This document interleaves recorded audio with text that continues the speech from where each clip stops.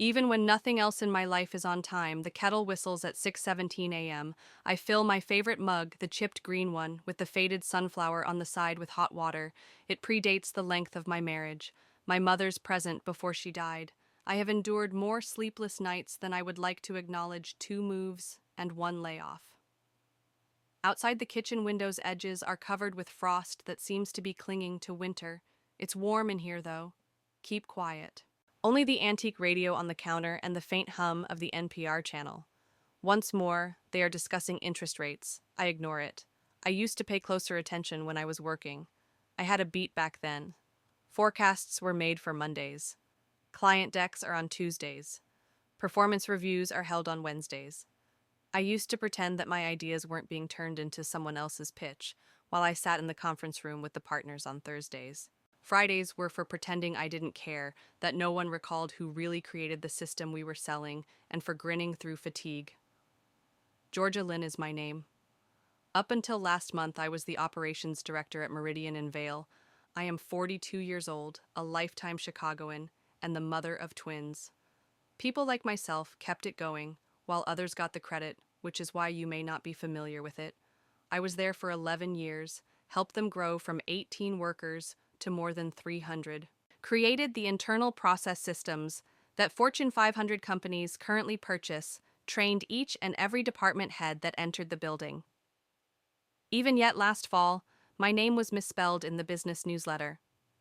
It doesn't matter right now because I lost my job 2 weeks ago. Or released as part of a broader strategic shift. As they stated, they spoke with the poised composure of someone who had practiced their speech. Georgia, it's not personal. You have played a crucial role. However, we're heading in a more flexible route. I had grinned. Nodded, pretended not to notice that Derek, my supervisor, was unable to meet my gaze, and he simply shrugged and replied, "We'll figure something out." When I inquired who would be taking over the integration roadmap that I had spent 6 months creating, it was more than just a strategy, that roadmap. For 6 months, it was my life. After the kids went to bed, I worked on it night after night.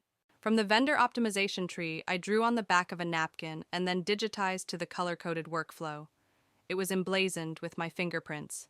The roadmap was retained. Give me up. I refrained from arguing. I didn't speak loudly. After packing my box, I departed, similar to a ghost.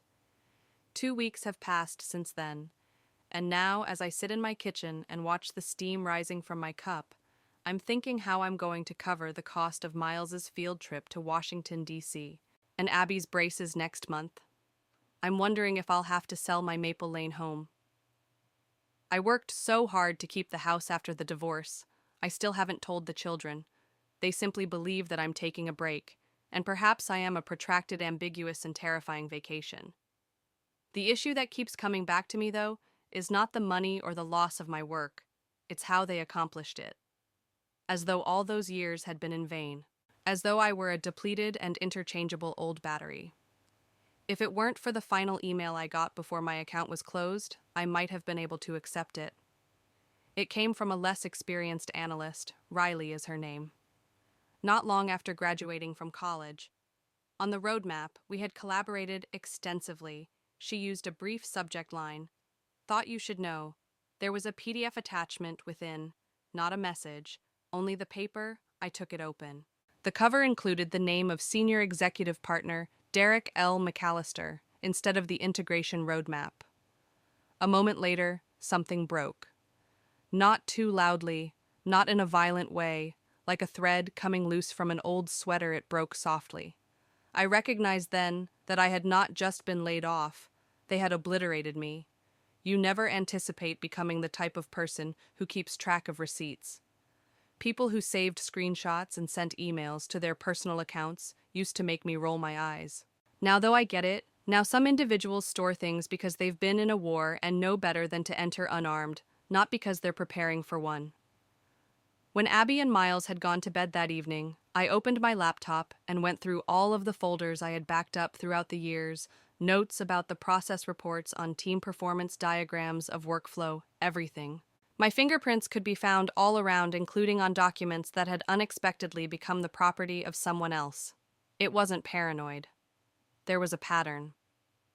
1,000 little memories came flooding back to me as soon as I saw Derek's name on the roadmap.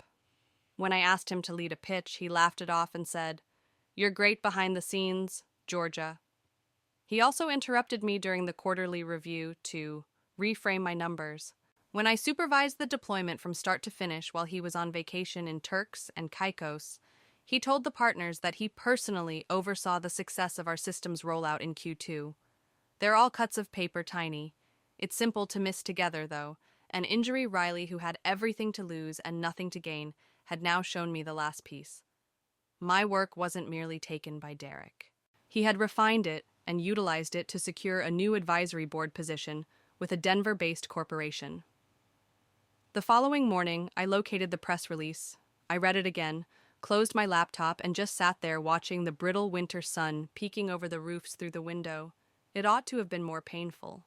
However, it didn't. I already knew that I had never been invisible, and this simply reinforced it. I had been purposefully erased. Something happened to me when I realized it. I didn't feel the need for vengeance. I wanted clarity because of that. Later that day, I gave Riley a call. On the first ring, she responded. She said, "Hello, Ms. Lin." She spoke in a little voice. I said, "Call me Georgia," and I'm grateful. That PDF was courageous of you. She let out a breath. I simply had no idea what else to do. After Derek's hiring by Oakwell Consulting was announced, I saw the roadmap in their papers. The same one that we constructed. I was able to identify your diagram. For 40 minutes we spoke. She filled me in on everything. About how weeks before my termination, the leadership team had been speculating about realignment, regarding the repurposing of the strategy decks bearing Derek's name, regarding how team leads were told by HR to simplify internal credit lines. I paid attention, I made notes, not to make a point. Just to be clear, because they could harm anyone if they could harm me. I gave Olivia Rhodes a call the following day. My mentor, Olivia, was the VP of Strategic Planning at Meridian and Vale. I hadn't spoken to her since she discreetly quit 2 years ago, due to a philosophical difference in leadership. But I had to know something now. When she responded, she listed Georgia. I was anticipating this call. I blinked. You have indeed. Since I've been keeping an eye on the business from the outside, I assumed something had gone horribly wrong. Based on the way you were silent, I explained what had transpired to her. She listened without interjecting, as only someone who has experienced fire can do. She only had one question for me after I was done. "Georgia, what do you want?" That was the query I had refrained from posing. "What are you going to do instead?" "No, how are you going to live? However, what do you desire?" And I had a response for the first time. "I want my name returned." She remained silent for a while. "I might be able to help with that," she added. 3 days later, I was holding my sunflower cup tightly like a shield. While seated in the rear booth of an Andersonville coffee shop, Olivia was accompanied by a woman named Aria Benton. A consultant in ethics, I had previously served as legal counsel for 2 firms that I knew from the news about the industry. Olivia stated, "We're not here to bring a lawsuit. Unless you'd like to." I didn't. Headlines weren't what I was pursuing. Derek's employment was not what I was pursuing. All I wanted was for there to be the truth, mine, somewhere official. Somewhere without a doubt. Aria came over to me with a manila envelope. "This is what I discovered from team documentation, press materials, and public filings." She stated Oakwell received the blueprint, bearing Derek's name as exclusive intellectual property. "You're stealing, Georgia. It is actionable in addition to being unethical." I took a while to respond. My head was whirling. She went on, "But the twist is here." I raised my head. She gave a small smile. "Do you recall Lance Travers, one of the Oakwell board members who used to work with you?" I gave a nod. Lance, brilliant and soft-spoken. She seldom talked much in meetings, but always followed up with considerate messages. We had worked together on a client project that didn't work out, but it taught us more than the wins ever could. Aria remarked, "I'm here because of him." When he viewed Derek's version of the roadmap, he got in touch. That it didn't feel natural asked us to investigate. I blinked. The thread that had come loose from my sweater suddenly stopped wanting to unravel. It was as though something was being rewoven from the very beginning. There is a certain quietness that only occurs in the hour before sunrise. It's the stillness of things waiting, not just the lack of sound. After one click, the radiator stopped moving. Outside, the trees stood motionless in the pitch-black darkness. The refrigerator's soft hum, the kind you only hear when everything else has ceased, wearing the old flannel jacket that belonged to my ex-husband. I sat at the kitchen table. There was still a hint of regret and cedar. It had been years since I wore it, but I reached for it because of something that happened that morning. There was a folder in front of me. Arya's file. All of my private belongings were there, including the backups, the documents, and the calendar invites that proved I had worked alone on the project from start to finish. However, more recent items include timestamps, screenshots, and even Riley's email forwards. A picture is slowly being formed by a puzzle. However, it was the final page that caused my hands to shake. Lance Travers personally wrote a letter to the Oakwell board. Not a memo for a whistleblower, not a nebulous worry. Only 4 lines. I've evaluated both iterations of the integration roadmap and have collaborated with Rachel Lin. One of them is strategic, creative, and long-term oriented. Derek McAllister's name appears on the other. I realized then that I was done having to prove anything. I had already completed the task. Now the question was whether I was prepared to own it, not if they would notice, and I was more frightened by it than by the betrayal. Because I had been the one behind the curtain for more than 10 years. The one who fixes things. The silent one. The person who, as long as the work was done well, didn't ask for recognition, who foolishly thought that perfection was self-evident. Silence, however, turns out to be a cover for erasure. Later that morning, Arya called and said, "They'd like to speak with you." To our astonishment, I answered, "Yes, I'm prepared." It was decided to meet with Oakwell on Thursday. Arya responded, "Just a preliminary Zoom, only to explain things." However, I was aware that it was a test. Would I wince? Would I give in? I therefore dressed as though I were entering a position that I already held. The jacket is clean. A basic blouse, hair secured with a pin. A sunflower mug off camera serves as a quiet reminder of my previous self. Silently and formally, the board members joined one by one. Derek did not answer the phone. Lance, however, was. Through the screen, he gave me a nod. It wasn't precisely a smile, more akin to a signal. You're not by yourself.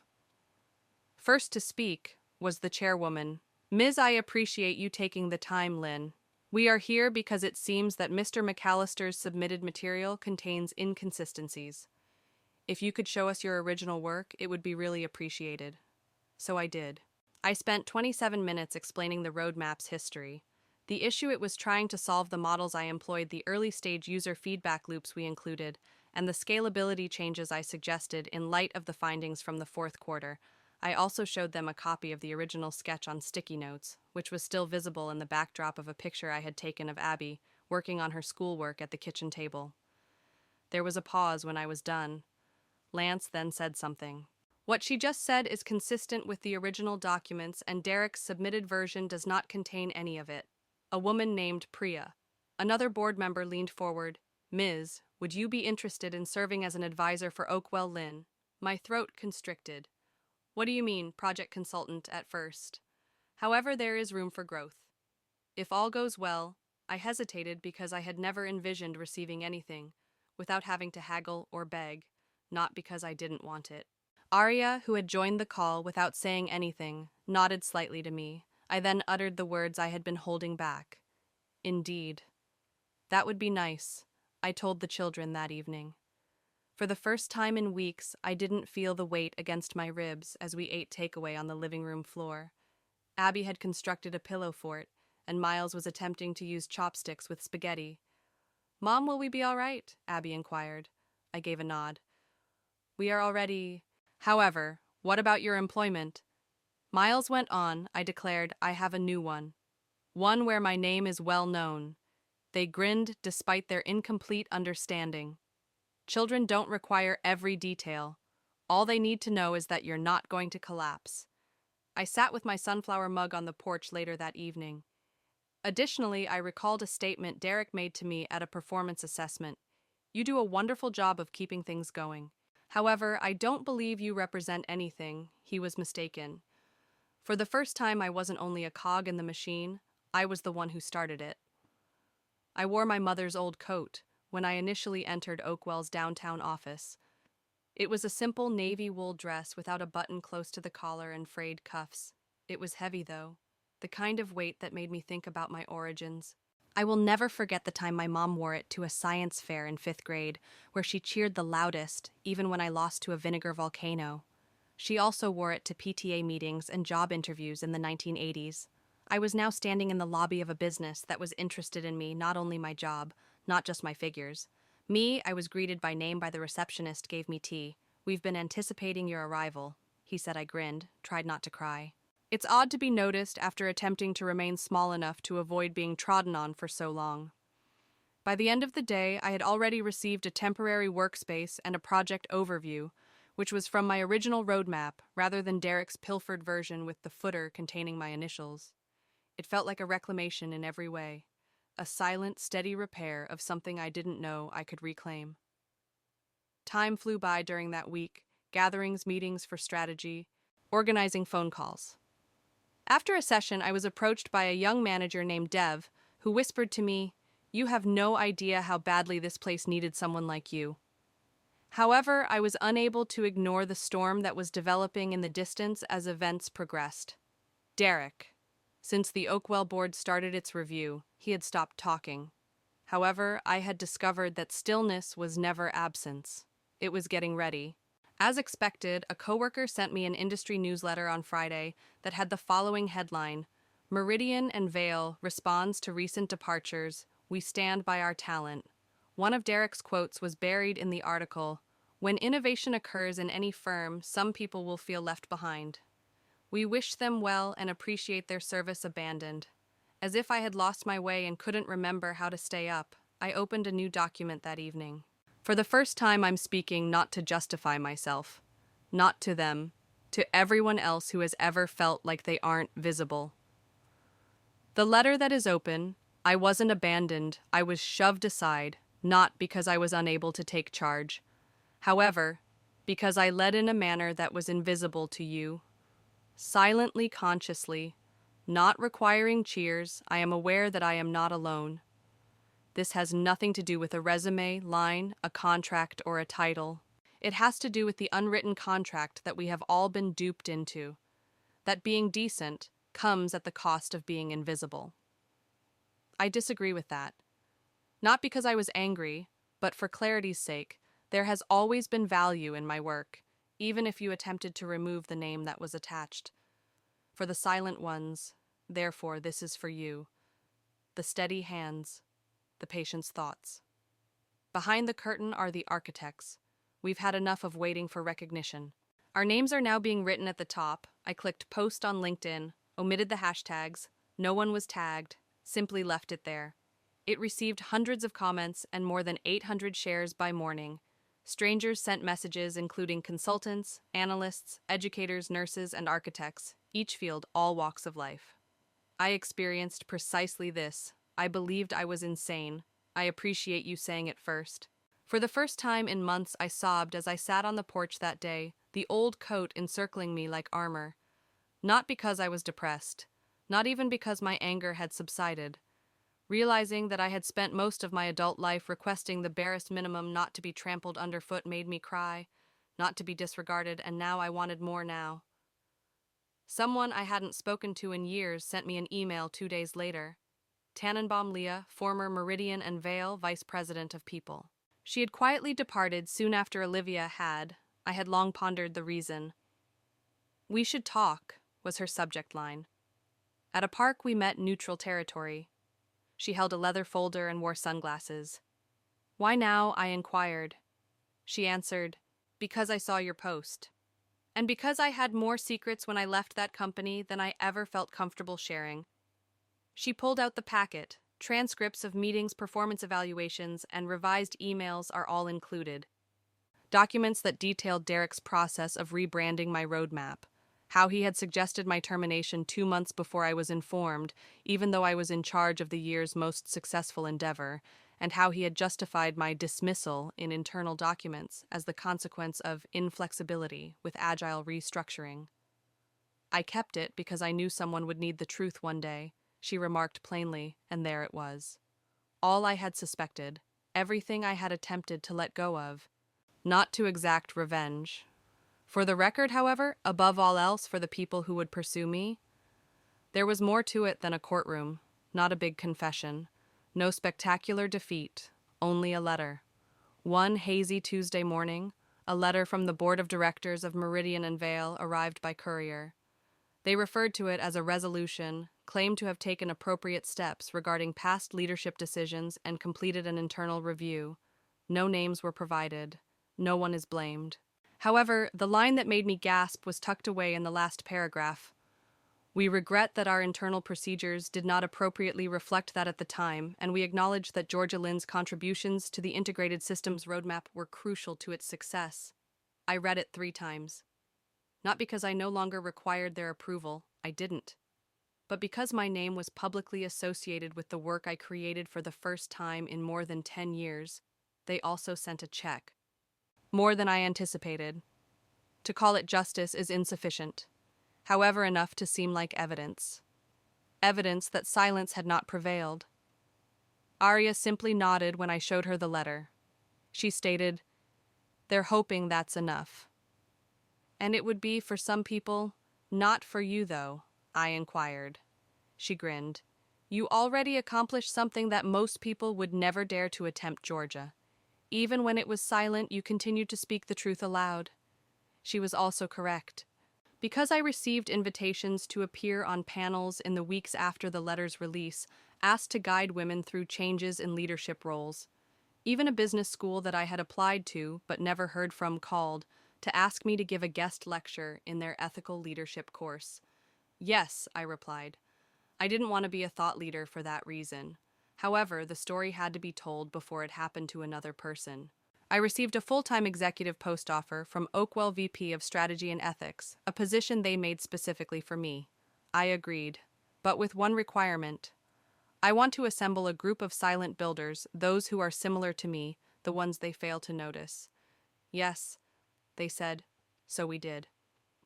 We began modestly with just 6 of us in a corner office, with glass walls, whiteboards, and used office supplies. There was a story for everyone in that room. Some had been forced to leave. Others had left. However, we all shared one characteristic. We had finished playing the background. Our goal was to design a better solution.